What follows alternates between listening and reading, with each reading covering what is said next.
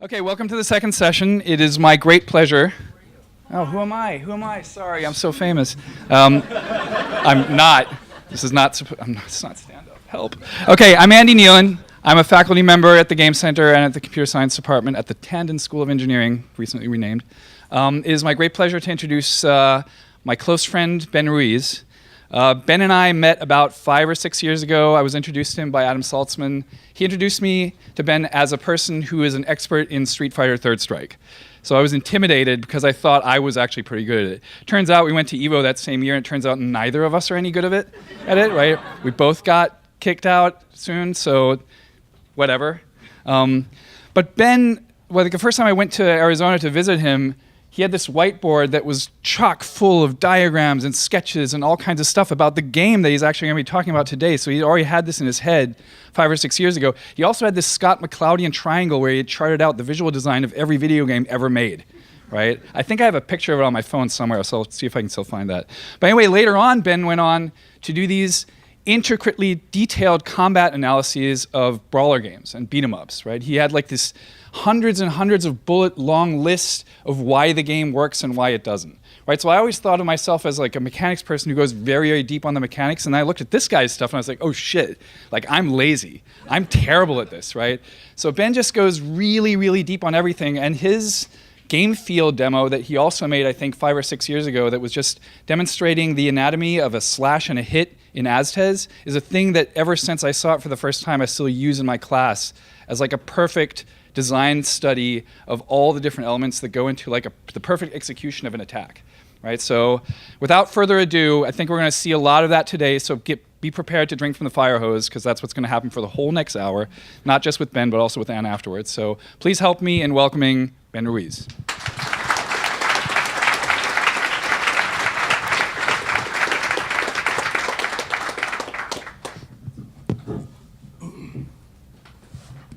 Hello, I'm Ben Ruiz. I actually rode a train here from Phoenix, so that's how excited I am to give this talk. Let's do it. So this talk is about beat-em-ups and what makes them fun and interesting. As you know, the modern beat-em-up is mechanically divided by weapon types and further subdivided with mechanics, and you can essentially think of weapons in these types of games as the characters, right? In this talk, I'm going to elaborate a little bit on what makes the weapons and the series inside these weapons and the mechanics inside these series all look and feel cool. So just a little bit about me. I'm an artist and a combat designer. I went to art school a long time ago, and I've been in the game industry ever since. I co-founded Team Colorblind in 2012 with Matthew Wegner, so we can make a beat-em-up called Aztez, which we're finishing right now. Matthew actually gave an indie tech talk here about a year ago, in which he talked primarily about making tools for me. So if you were there, you got a little bit of insight into our weird relationship. And we are currently wrapping up Aztez, so I'm very tired, forgive me. So here's a quick piece of teaser footage from the game, just in case you're not familiar with it. I mean, this is only like 30 seconds long, so bear with me.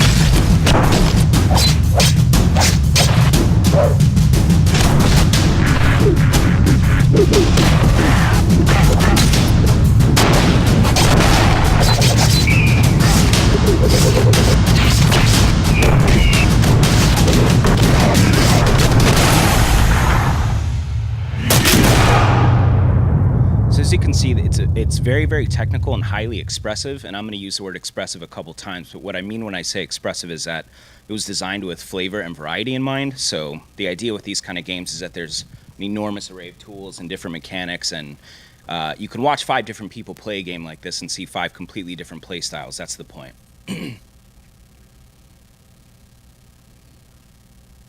So last part about me, I promise. In 2014, I actually started doing combat consultation, which is really cool. When I'd put up the website declaring my services, I'd written about 70 articles on the Aztez blog, and I had done combat implementation and design on Aztez for about 2 years full time at that point. And I've since worked with a bunch of like completely amazing clients on their super cool action games. And as of today, I think I've built around 500 different attack mechanics and hundreds of enemy responses and all that stuff. And it's amazing. And I'm super happy about all that. But the point of that masturbatory introduction was that after 5 years of living and breathing this stuff, I've come to figure out what makes all these things fun and interesting. And that's kind of what I'm excited to relay. Oh, there we go. So the successful attack has good animations, high quality visual effects, and sound effects. It's also designed to be flexible and to fit a role. The successful combo or series has a proper rhythm, distinct functionality, and sensational finishers and options. The successful weapon, the big family of mechanics and combos, it's cohesive but distinct. It has its own functions as well, and it has its own feel and flavor. Ideally, its family of mechanics has no power disparity, right? So before we get into the design part of this, we do actually need to take an art detour. One of the problems with character action games is that without the high quality aesthetics and polish in place, these mechanics are fucking garbage. They don't look cool, they don't feel cool, they're not fun to watch or think about enjoying. A significant amount of enjoyment we get from these games is derived from this polish, so that's why we got to take this detour. The fun starts here. And it is very true that not all games need this kind of polish. This is classic Game Boy Tetris, obviously, we all know that. It had no aesthetic polish at all. There's no real effects, there was no particles, there was no screen shake, anything like that. It really only kind of had a sound that indicated that a piece had dropped and a little flashy effect when a line was scored. But despite that, it's one of the most successful and recognizable games of all time, right?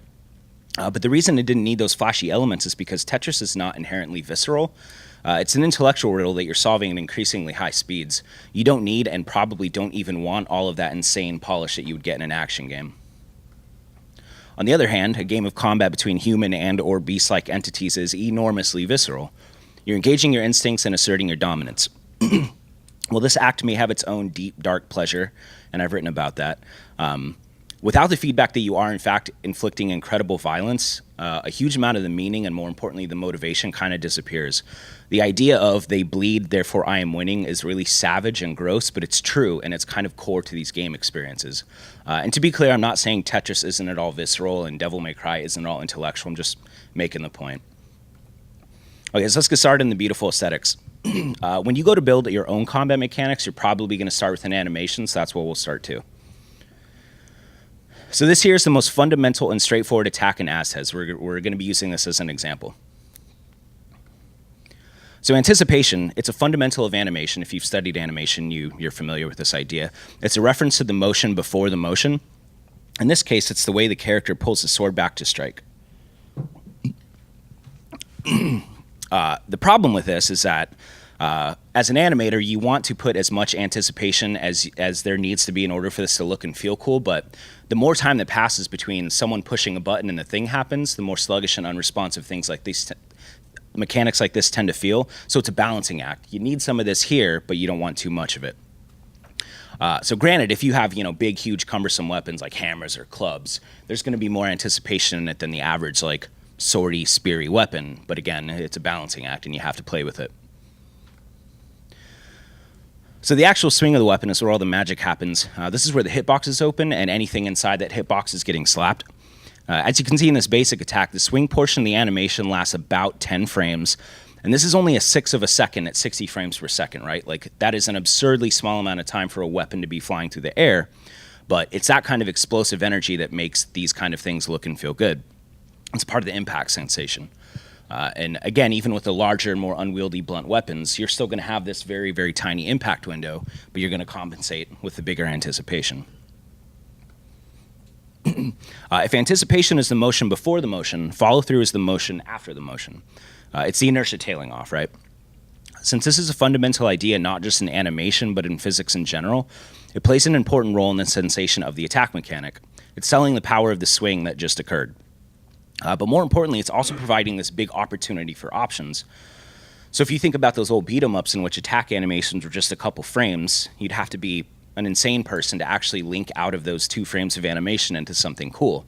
So as beat-em-ups evolved and options became a part of the combat experience, this window opened up, and it has remained open to this day. So the last part of the animation is the return to neutral, and that happens when the follow-through is over. This part of the animation has little to do with gameplay itself, but we want this to look good on principle, right? It's part of the animation, and like anything else, if this looks goofy or busted, it hurts the entire mechanic. Now, in this example, the attacker is not actually moving forward. The vast majority of modern combat mechanics, that actually occurs. You have this attacker translation whenever someone, swings a weapon. A common mistake I see in these instances is that the devs will have the character step backwards into their neutral stance after this happens. In the instance they step forward, and that looks and feels goofy. So let's look at an example of what I'm talking about here.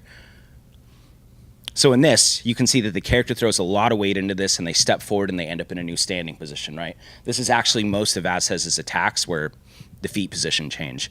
So instead of having the character step backwards in order to return to his neutral stance, I simply have the character do a little boxing bounce step in place, and that kind of helps mitigate that awkward feeling of the character moving backwards. I'm bringing this up because this comes up with most of my clients. So now it's going to be weird to say this after all that, but bear with me. In an ideal combat system, the player can and will just skip this part of the animation if they are providing basic movement input.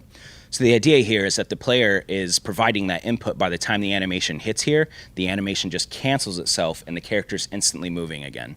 So you can see here, I had my thumb on the stick at the end of this animation. So instead of doing that little boxing step, he just takes off. So you can actually go play Kingdom of Amalur to see a perfect example of how unresponsive and frustrating it can be to be forced through animations all the time. I hate to pick on that game, but I wrote an entire article on how frustrating that entire experience was. So before we move on to the effects, the victim's animation needs to be addressed too. I call these animations structs. There's much less going on in a struck, but there's still some basic rules. First of all, the struck animation needs to be exaggerated, and even more so than all of these other animations need to be exaggerated. Factors change depending on the game content and like where the camera is, but the point is this always needs to be over the top. Secondly, you don't actually want curves in this animation.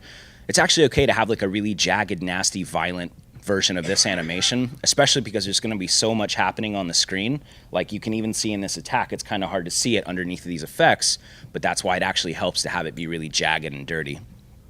But the point of these rules is to be able to sell the pain, especially since the player's focus could be on the player character, it could be on another enemy, it could be on the environment, it could be anywhere. So exaggerate those.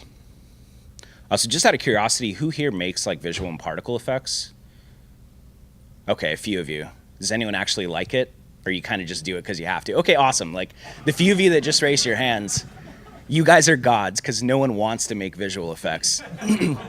I love them. I love them to death. But anyway, we're going to get into those a little bit. In any attack, there's like a huge stack of effects all firing at once in the same brief window. I'm going to break these down briefly. I'd go into more detail, but A, like I could talk about these effects all day. And B, I've actually created interactive content on the blog that you can explore yourself. If you do a Google search for Aztez impact effects, the first result will be the blog post in which I put interactive version of this animation for you to play with. So please go explore that. But we will still go through it real quick. Oh, sorry. So the weapon swing effect, that's the black shape that's trailing the sword. It's an exaggerated movement of the weapon through the air. It should be big and flashy. It should fire fast, and it should follow a smooth line, obviously. You're using this to sell the motion of the weapon, but you also don't want to obscure the action. So this is one of those balancing acts. Try and do something really exaggerated and cool, but don't cover up the fight. So the hit effect, that's the big explosion that comes off of the victim's body. This is also obvious, but make sure this is big, flashy, and just fires very quickly. It's best to think about hit effects as explosions. Just funnel the kind of explosive energy you see when a car blows up into this effect, right? The weapon impact effect, that's the weird bladey effect firing across the victim's body when he gets hit. This effect has actually been traditionally limited to like old fighting games and stuff like that, but I think it's interesting and fun, and I just kind of have it in there on principle. It's another stack on the stimulation stack, which is super cool. Blood, not all games have blood, but stuff like blood is the last thing the player is going to see, and it on principle, this should look beautiful, right? The attacker ground dust is, you can see these like little dust particles coming off of the attacker's foot when he steps down. This just helps to sell the weight, so really all you're doing is selling the enormous amount of force that goes into this thing, right? And then there's screen shake, which is self-explanatory. Like, people do actually miss this, and people do actually overdo it, so have it there, but just tone it down a little bit. And then this last one I'm going to go into, there's this idea of animation freeze, and this is a classic trick, and it's super subtle, and most people don't even notice it until it's not there. But when the attacker hits, the skeletal animations on both characters freeze for a few frames while everything else continues to move through time normally. This is a classic effect. It's been happening since Street Fighter II, maybe earlier. And again, we don't really even notice it until it's not there. Oops.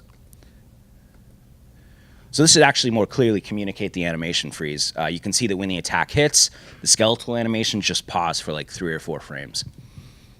It's happening in the struck too, like I said, but it's kind of hard to see underneath all the effects. But this is a huge part of the sensation and has been for forever, so definitely do it too. So lastly, there's the audio effects. Please find and make friends with audio designers because they could be making a lot more money in any other industry. So just key properties. Sound effects without bass are huge missed opportunities. Always have some low end in your audio effects. I actually will use explosions and gunshots as like supplementary mixtures to a lot of sounds just to get that sense of impact in my ears. Production value seems like it would be common sense, but I hear bad audio all the time with clients, and the tinny, airy properties of like bad stock just, they hurt the experience so bad. I like to think of the audio as actually part of the art style, and there's no reason to not have what's happening in the player's ears be unique and distinct to the game. So we do not actually have a sound designer, Team Colorblind, and never have. So I've produced all of our sound effects, and there's hundreds of them. So my point is, if my dumbass can do it, yours can too, I promise. Spend a little bit of money on a few good sound libraries if you're trying to get around the sound designer. My suggestion is get a couple weird ones to supplement the straightforward ones, because what you're going to end up doing with awesome free software like Audacity is mixing existing things together to get new sounds. So the weird sound libraries I mentioned, that's going to help you get completely unique sound effects. So a lot of the audio in Aztez is very straightforward things like, here's a sound effect of like a blunt thing hitting a tree, except I mixed in a little bit of like, you know, grenade from movie, right? Like that's where a lot of that sense of impact comes from. All right, so now we're actually back to the design. We'll start with the individual attack. So apart from the obvious question of what is this weapon's real-life analog, the primary aesthetic question is how does it hit? Is it a blade? Is it a blunt object? Is it a whip? Is it a gun? Any of these can be fun. The aesthetics just need to match it. From there, you can establish a general feel. Maybe it comes out fast and feels razor-like, or maybe it comes out slow and feels like a bone breaker. Obviously, the risk-reward balance is as meaningful here as it is anywhere else. But if you have a riskier attack, it should have a greater reward, and vice versa. So I'm going to have some comparison images running while I talk about this stuff, so hopefully that helps. The primary contributor to attack risk is the speed of the attack. This is a reference to how quickly the hitbox comes out. In this comparison, you can see that the sword hitbox comes out about 10 frames quicker than the club's does. This means the club attack is slightly less likely to land before the enemy stuffs the player. A tenth of a second it's a marginal difference at first, but this margin actually widens as the club decelerates over its combo, but it makes, it inflicts a huge amount of damage as a trade-off. The length of the animation itself determines the amount of time you have to link out into different attacks, like I was mentioning earlier, but it is also a vulnerability, so there's a balancing act there too. And as you can see, the club's animation is much longer. This not only helps with this feel as it looks heavier because of it, but the inherent risk is it's part of the club's identity in our case. Now, if you've got an attack where the hitbox comes out fast, then you would normally make it less damaging because of the reduced risk, and vice versa. But maybe it's an unorthodox weapon, and you want it doing a huge amount of damage despite its speed because it has some other kind of weird drawback, right? This is advanced weapon design, but this is up to you. My suggestion when starting out is to definitely stick with reasonable risk-reward schemes and then get weird later, right? So attack translation is simply about the movement that occurs during the animation. There's not much to say about it. It's a modern fundamental because it looks and feels good. When you think about the traditional beat-em-ups in which the character just kind of stood in place and fired their attacks, it felt very heavy and grounded and sticky in a way that you didn't really want it to, not there. And you just kind of don't want those sensations when you're firing off a bunch of attacks and trying to enjoy it. Now, the distance a character moves is mostly determined by the animation. It's very difficult to make attack animations where feet positions don't change, so just implement translation based on what looks right in the animation and then play with it from there. The sword, which was actually the first weapon I did in Aztez, initially did not have any movement because of the way that I implemented the attacks and made the animations. And it didn't feel great, and I didn't really know why until I played with this, and it made all the difference in the world. So, fundamental. Link windows are the parts of the animation in which your input cancels the attack and immediately fires another attack, right? Like this is what's happening when you're mashing. Traditional links in fighting games were actually caused by disparities in the animation links between the characters. These were accidents, right? But the modern link is beautiful and intentional and precise, and we get to determine what kind of crazy shit our players can do. So that's always fun to think about. Cancellation actually works the same way. It's a window in which the animation can be stopped in its tracks in favor of a more ideal state, like blocking or jumping. There are a lot of schools of thought on what can and should be cancelable. I've had huge internet arguments about it that I wish I could get that time back. But the traditional beat 'em up was very, very restricted, and that's actually where a lot of the difficulty came from. God of War very famously opened up all of its windows, which is why any casual action gamer can sit down and enjoy God of War, right? That's one of its main appeals. Okay, so that's a little bit small, I'm sorry, so I'll try and point at it. This image is showing exactly what the link and cancellation window in Aztez looks like. This is our most basic ground sword attack. The first thing you'll notice is that the attack can be canceled at any point by a dash, which is the fuchsia bar, a block, the teal bar, or an absorb, which is the red bar. Absorbing is a Aztec-specific mechanic in which you suck in blood from the environment. But the idea is that for the duration of the animation, you can stop the attack in its place to dash out, to block, or to absorb blood. It is designed to reward players with safety for simply paying attention to the environment, as opposed to knowing a lot of like annoying nuances in the animation, the way old beat-em-ups were. Our link windows are represented in two bars. One is the window in which the game is listening for your input. For the next attack in the series and for options, this window is open for the entire animation, so it's always, always listening. For the next attack in the series, oh, I'm sorry, I got a little bit ahead of myself. So that first window is when it's listening for input, and the next window is when it's actually going to fire that input. So you can see that for the next attack in the series, it starts at about frame 17. So the reason this is important is because for optional moves, as soon as you provide input, that move fires. The animation stops and then that move goes off. But for the next attack in the series, the part that you're mashing through most of the time, if you provide input before frame 17, in the case of this attack, it's actually going to buffer that input until frame 17. And this is one of the main ways in which we control the cadence and the rhythm of the combo. But it also prevents this weird thing where if you let a player fire the next attack as soon as they've pushed a button a second time, they're just going to weirdly fly through all the animations and hitboxes will never actually come out. So this is like an ancient thing that beat 'em up designers forever ago figured out, but that's why it's there. So input buffering is a pretty critical part of all these systems. But again, for options, that does fire whenever you want because the idea there is to be flexible. All right, so let's talk a little bit about the series. So the reason I'm not saying combo, actually, as much as I am saying series, is because that's me being pedantic. A combo was that animation exploitation in ancient fighting games, so sorry about the confusion there. Okay, so you've got a great attack built, and it's super enjoyable to just sit there and do a bunch of times, which it should be. This is awesome. Now you're going to extend this into a series of pre-designed attacks that also look and feel awesome. So one of the first things you need to determine as a beat-em-up designer is what your game's mash flow is, because this will determine so many other things that it's crazy. So we'll talk about mash flow real quick before getting back to this list. So the mash flow describes what the player is doing with their fingers while the game's pre-designed series are firing. So I've got a couple graphs up here. Pre-traditional mash flow is what the Renegade and Double Dragon used, like the original beat-em-ups. You had two different inputs, and you can mash either of them to get combos, and there's no interplay between the inputs. You just had these two distinct branches. Traditional mash is the same thing as pre-traditional mash flow, but with one less attack input. This was widely utilized in the late 80s and early 90s when that second attack input was traded out for like a jump or a special attack of some kind, like Simpsons, Ninja Turtles. Devil May Cry introduced, among many other things, the gap-timed mash flow over there on the upper right.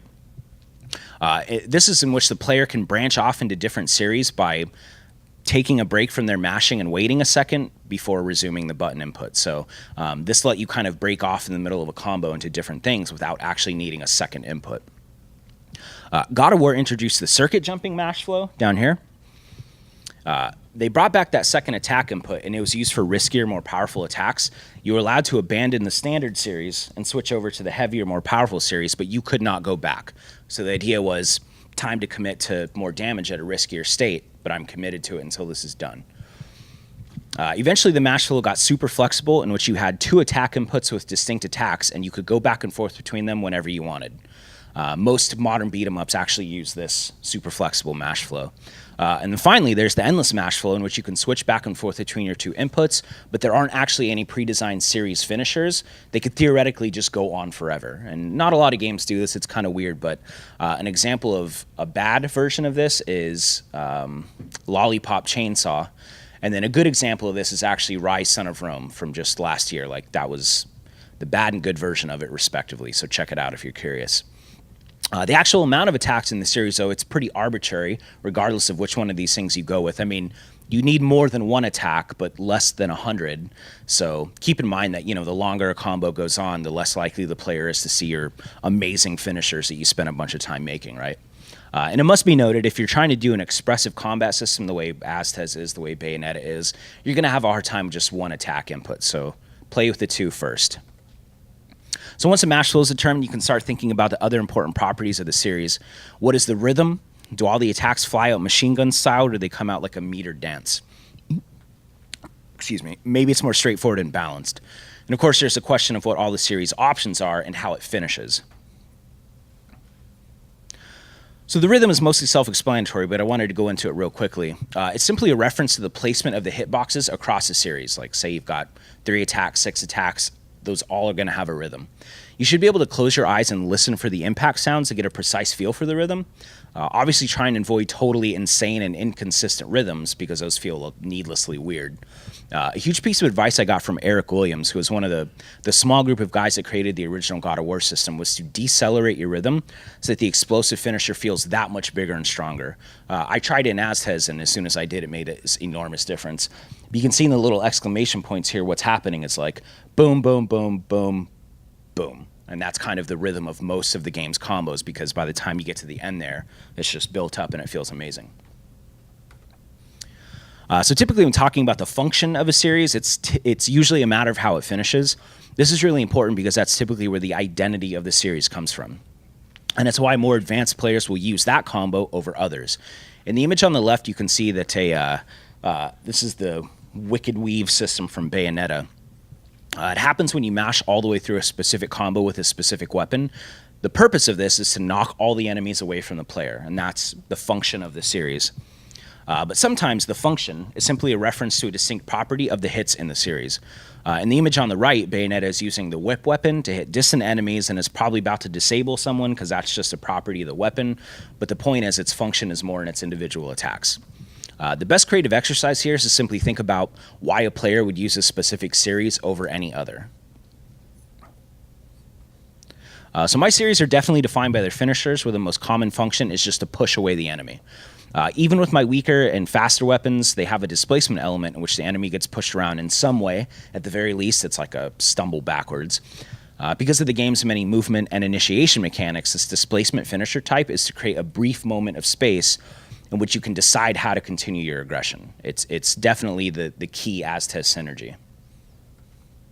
So finally, there's the weapon itself. Design-wise, these guys are just extensions of the series you just made, but with a much larger family of mechanics based primarily on states and options. So the obvious theme here is what all these mechanics and systems look and feel like. It's no different at this level. By the time you're thinking about the weapon at this level, there's probably a basic series in place with some kind of primitive function that can be extrapolated to establish a higher level function across your entire weapon. It doesn't even matter what weapon it is. Maybe it's controlling, maybe it does a ton of damage in some cool way, or maybe it's just the straightforward balanced weapon, because every action game needs a couple of those, right? So this won't necessarily apply to the first weapon you make, or if you're making a game with just the one weapon, but at some point it pays to determine what the relationship is to the other weapons. Some games introduce more powerful weapons that render the previous weapons obsolete, and some games introduce complementary weapons with distinct uses. Either is okay, but obviously determine this as early as possible. How are we on time? Maybe another 5. Another 5? Okay. So I was going to totally geek out on some weapons from some of my favorite games, but I'll just skip to this part. since I did design these weapons, at this point, there's 7.5 weapons out of the game's 8 designed. So my intent was certainly one of expression. Like I've said earlier, the goal is to provide a whole bunch of equally useful but distinct tools. Aztez has a system in which you can switch to any of your 4 equipped weapons at any given time, even right in the middle of an attack. When you do this, you instantly have access to the new weapons mechanics. So if you were using the spear and you switch to the sword in the middle of an attack, suddenly you have access to everything the sword can do. And this is actually the primary way in which our players make insane chains. One of the property of the Aztez weapons is that the basic damage per second is roughly the same across all weapons. So 5 seconds of mashing with one weapon is going to net you the exact same amount of damage as 5 seconds of mashing with another. And that's part of the expressive combat experience idea. These rules are my way of driving in the idea that the player is free to use any and all of the weapons, or even one exclusively, and they're not at any kind of a disadvantage over any other player. So the sword is our balanced baseline. I actually took a cue from Devil May Cry in that the sword is pretty powerful for a baseline weapon, and it actually has the mobility of like a more advanced weapon from, a later in the game type thing. The spear ended up being way more bananas than I had originally planned on it being. It was supposed to be fast and weak and a little bit control-y, but it ended up having so much control that it basically does no damage now as a safeguard, because my testers just completely broke the game with it initially. But people love it, and even more casual players end up zipping around the environment everywhere and locking everyone down. Excuse me. And they have been telling me it's OP long after it's actually been fixed. Like, we have the numbers, it's fine. But that's actually good, because they think it's too powerful, even though it's not, and they're having a great time, so whatever to that. My club very nicely fits the slow, heavy mold, but it has some surprising functionality. As an example, it actually has a few of what I call retrieval mechanics. Those are used to bring enemies to you instead of creating more space. But generally speaking, it's super slow. It does like absurd damage per hit. And I would say it's the most undiscovered weapon of all the weapons we've made. Like, you can actually use it to play endless ping pong with an enemy's dead body off the wall, but no one's really discovered this yet, and that's actually really exciting to me. The knife weapon was most certainly the me trying to create something really unorthodox. I knew I wanted a weapon that generated a lot of blood, which is one of the game's currencies. But since knives are used by the game's priest enemies, and the priests are these really bizarre and aggressive mystics, I was kind of playing into that idea with it. So I took the opportunity to make something that fits that mystic mold. It ended up being really highly mobile in all kinds of unusual ways, mostly because it's the only weapon in the game that has vertical dashing, and that opened up all kinds of insane bullshit. It has a lot of setup mechanics that herd enemies together so that they can all be bled, and that's the point of the weapon. And this is one of those things where not everyone likes it, but the people that do like it are super passionate about it, and it's amazing to watch them play with it. So in conclusion, designing beat-em-up mechanics and the systems they belong to has as much to do with aesthetics as it has to do with the interactions and the design itself. The pleasure of violent feedback is core to the experience. When designing them yourself, start with one basic attack and iterate on it until it's great and not a second sooner. And that includes all the art and the polish that I've been talking about. Then extend that great attack into a basic series and iterate on that until it's great and not a second sooner. And then continue on in this way until your testers are just losing their mind with your first basic amazing weapon, right? And keep in mind, beat-em-up players are actually intelligent way more often than they're not, and they're very strategic and analytical by nature. They're wonderful savages, and I love them. They're my favorite type of player, but if you fulfill their basic needs, they will love you forever. Like, these guys and girls are so underserved with these types of experiences that if you can give them something they like, they're yours. And that's it. I guess we have time for a question.